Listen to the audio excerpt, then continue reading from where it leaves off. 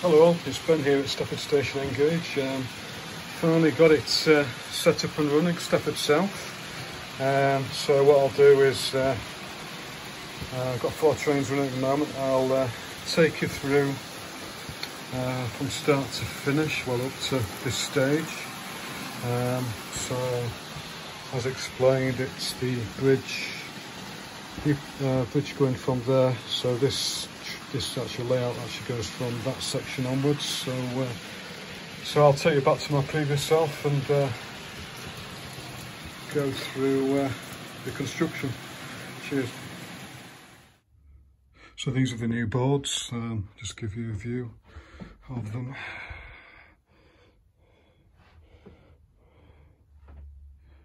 So starting at this end, I have matched up the board with the existing side board here, and so this rail here goes here basically to match roughly 22 centimetres from the top. The reason for that is that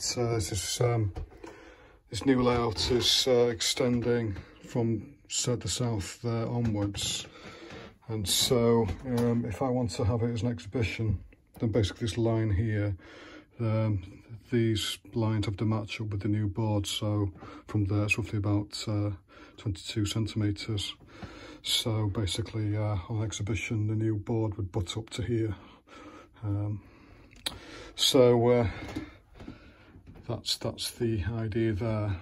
Obviously these tracks will then have to match here. So if we look at the plan, you get a bit of a better idea here. So that's the new board here. That's why there is actually a separate board here.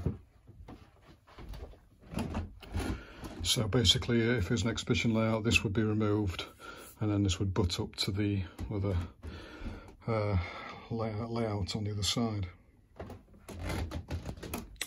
So the fiddle yard, by the way, is down here. I haven't destroyed it. So again, if I have this as an exhibition, I will use this as a fiddle yard for the other side. So coming over to this side, we've got a similar situation where we've got the existing drawbridge which went to the fiddle yard. Then I'll have to adjust it for the current plan, which is, if we look at it, is here. So the 4 tracks will come roughly there. And so the idea is to actually cut here and then move the drawbridge this way, which has the other benefit of actually making this access point here wider as well to get in. So yeah, so that'll be the next part. Plus I have to do the back scenes as well, so I'll get them done.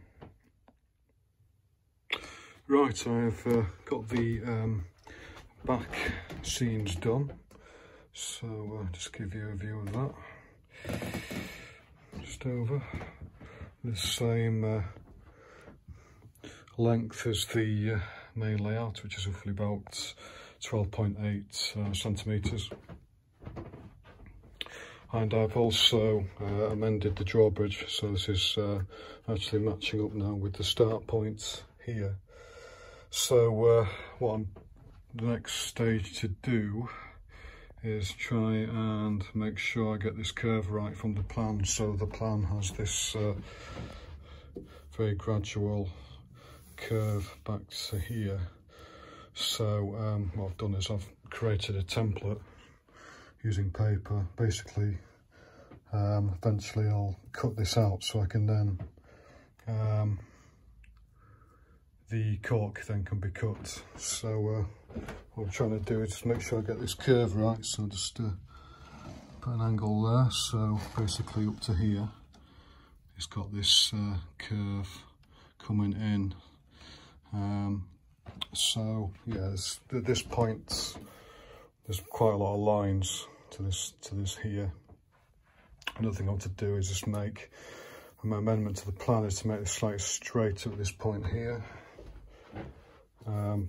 because the 2 main tracks actually deviate and go in different paths. So there is an actual slightly split here, which isn't really clear on here, but there you can see I've done a bit more of a straight line. So the 2 left, which are the main two lines here, slightly split from these two here, because in the bridge there is a kind of gap here as well. So yeah, so that's the next stage, is to do the cork laying and then hopefully lay some track. Right, got the cork laid down, just give you a view of that.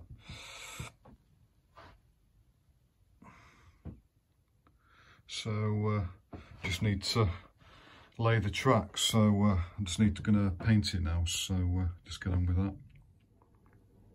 So I'm just going to spray paint in concrete colour my Pico long points. For this I'm going to use this Humble Matte 121.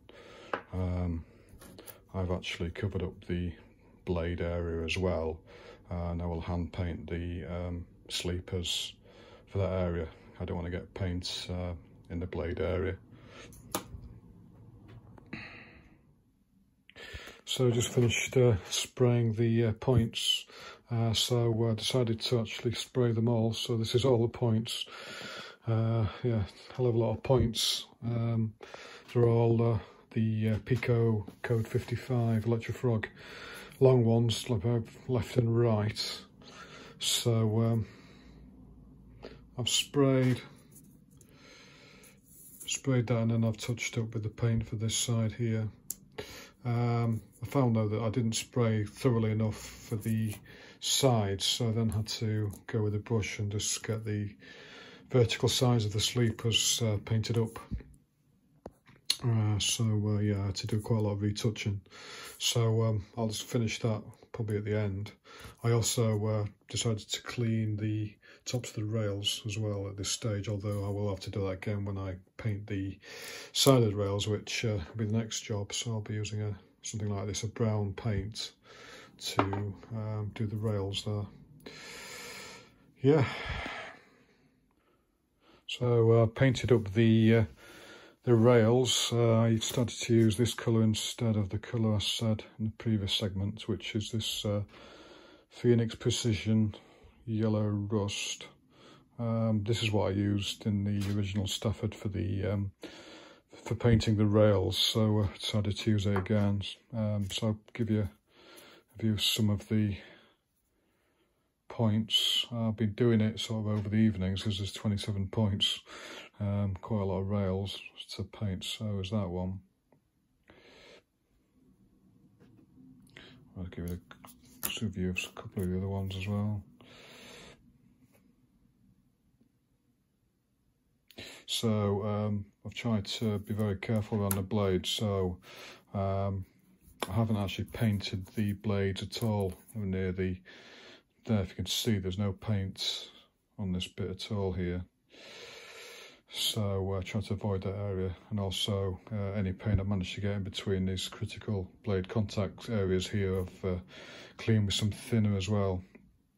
Obviously I've cleaned the rail heads as well, so yeah, I'll just give you a view of those. So I need to now just paint the flexi track itself, this long straight flexi track. I'll probably paint about 6 or 7 of those and start track laying. Right, I painted up my lengths of Code 55, which is this flexi track, about 91 centimetres. So basically just painted the rails up like I did with the points both sides. So yeah, there's 25 of these, so yeah, it's taken me a few evenings and weekends, but I think it's worth it painting the rails. So yeah, let's get on with actually installing the track. So I have put most of the curves in here to this section leading into the bridge section from Stafford. So basically I've used 4th radius track mostly. I want to avoid using less than 4th radius. It's just easier to get wagons around. So this is the actual plan here. So this is it coming around here into this section here. So the next thing I want to do is actually paint these up and paint the rails, and also I need to sand the bottoms. So I'll it's clear here, but I need to obviously make them level with this, so I'm going to have to sand the bottoms anyway. Because this is code 55, this is code 80, so it's always a bit higher anyway. So the best thing to do is for that, which I've done before, is not bother with wet and dry, just use normal sandpaper. So once they're done, I then start lining these up with this side. So I've started to lay some of the code 55 track down, some of the complicated track work coming out of Stafford. Another thing I've done is lay this siding track down as well, the reason being that is kind of the baseline to lay the other track on. So using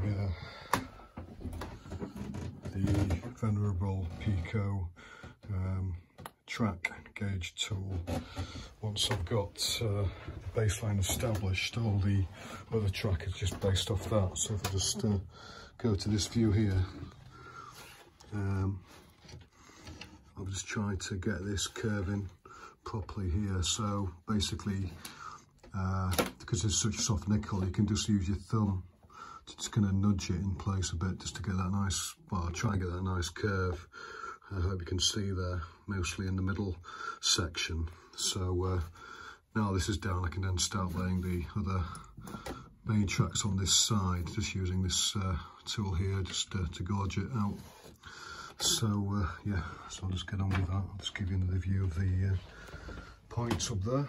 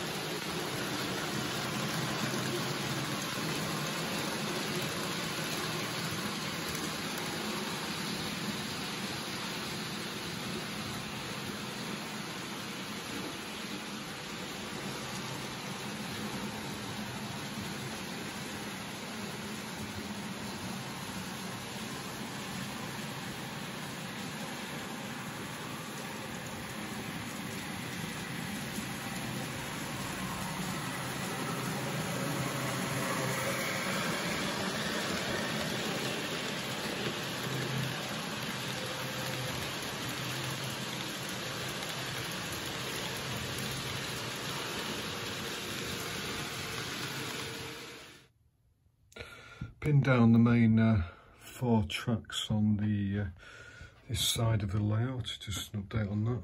Put the points in down there as well. One thing I have done is reconfigured the points here. It was going to basically be, I mean, these 2 tracks are just sidings and it'd be dead ends, but on the previous plan there was no way to get to these sidings, so what I've done is move the points back here, so on the main line they can actually, when they go this way, they can get back onto the main line, onto the main routes here through these points here. And then this point here will go to the wooden sleeper sidings, which are kind of disused, so I'll do that later. So the next stage now is to do the 2 lines here, which is these here, which both go into that one there, into that line, and the same here. So there's 2 points here which both kind of go into the other double line for the routing. So get on with that. Right, more track work laid. Just give you a view of the additional track work. So I've laid these 2 tracks here, which are the tracks that come from here. So just give you a view of those. Just give you a view of the curve going down, which I'm quite pleased with at the moment.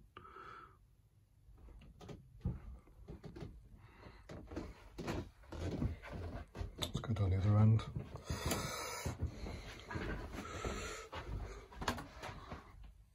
Yeah, so quite a lot of track at this stage. So as you can see, everything sort of it's pretty much evenly spaced here. There's a bit of a wider gap there. So I have drilled holes for the rails of Sheffield seat promoters. Just a process of drilling, quite a big drill, 10mm drill in sections, then basically getting a chisel to knock out those sections. And then what you need is some kind of quite decent file. I use that, which I then just file out the sides. This is recommended, and you can actually get quite an accurate square. I wouldn't bother trying to sand it out, I would file it out. So I have made holes where all the points are, but I haven't actually installed points everywhere. I have here in the main lines, but I've left the motors. I haven't got motors in there yet, but I will later on. They're not like essential lines like sidings at the moment.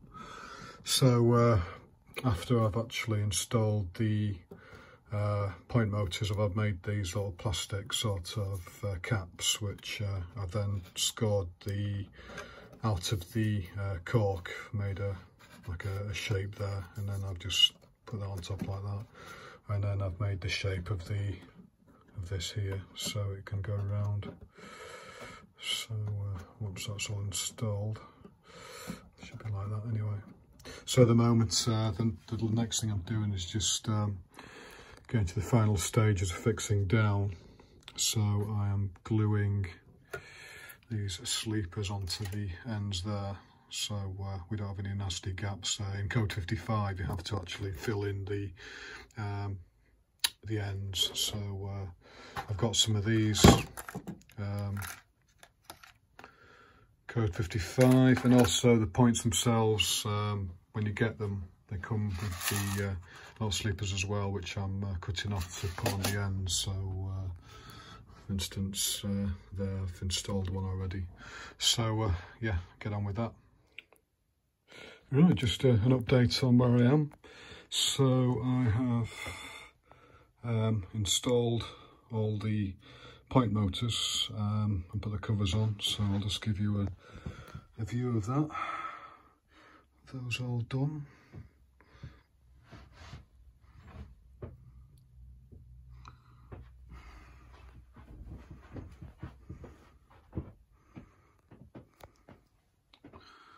I've also put this siding track on as well. So just give you an overall view of it so far. So what I've just been doing this morning is just fixing the track down here. So just soldering the ends of the boards here. So there's that one, and then that one there, and then this one.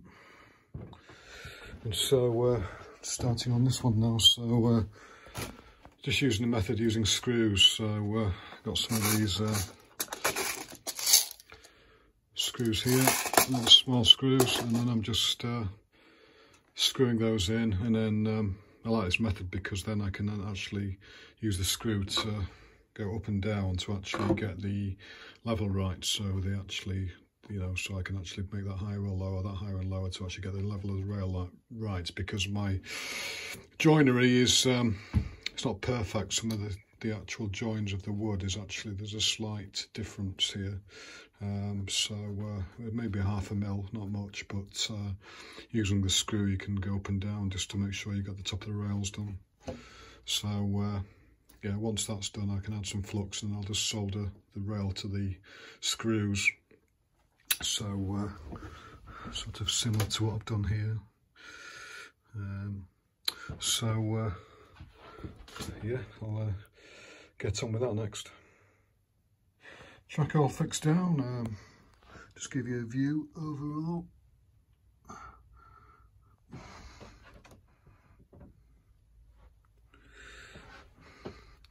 At this end I have totally relaid this track. I've used like the other end, 4th radius, so I've resoldered these. And what I'm thinking of doing is completely redoing the DCC bus as well, and the dropper wires for this as well, because it's I got cut, obviously cut because of the old track being taken apart. So again, this bit's just use all 4th radius. I'm sick of stuff derailing on, you know, 3rd and below. Definitely not no 2nd radius anymore, but I'm not sure I've got any 3rd radius. I think this piece here is 3rd radius, but yeah. So last thing to do is the electrics for this session, so I'll just give you a view down the track. Hello, well I finally managed to get everything electrified and wired up. So got 4 trains running. So just give you a view of those sort of sweeping across. It's been quite a lot of kind of what we call optimisation, just sorting issues out, kind of wiring issues and stuff like that. So yeah, so I've spent most of this morning just trying to get it up and running, but seems to be a bit more optimised now anyway, so let's come down here.